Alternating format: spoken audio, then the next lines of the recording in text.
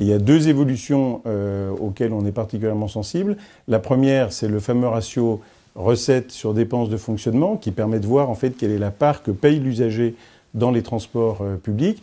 Mais elle a baissé en gros de 50 à 30% au cours des 20 dernières années. Et c'est un point de préoccupation parce que nous sommes convaincus à l'UTP que le transport public n'est finançable que dans la mesure où l'usager, le voyageur participe. C'est même le cas dans quasiment tous les pays développés.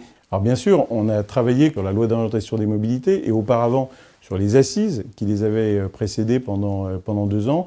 Et c'est certain que beaucoup de sujets étaient au cœur de cette loi, notamment tout ce qui concernait la gouvernance, avec des autorités organisatrices qui sont devenues des autorités organisatrices de la mobilité et donc qui ont été amenées à intégrer d'autres formes de mobilité que les transports publics de manière classique. Et c'est posé aussi la question du financement. La gratuité, c'est effectivement en fait un sujet qui de plus en plus en fait intervient dans le débat public. On pense que ce sera un des gros enjeux des prochaines élections municipales.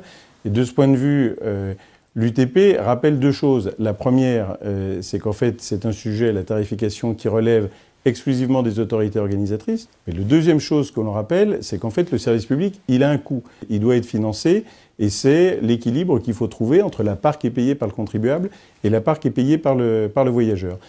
Ces 2 principes étant fondés, on rappelle simplement que l'expérience a plutôt prouvé que la gratuité ne prend pas à la voiture individuelle. Le deuxième constat, c'est que ça ne correspond pas à une demande des voyageurs.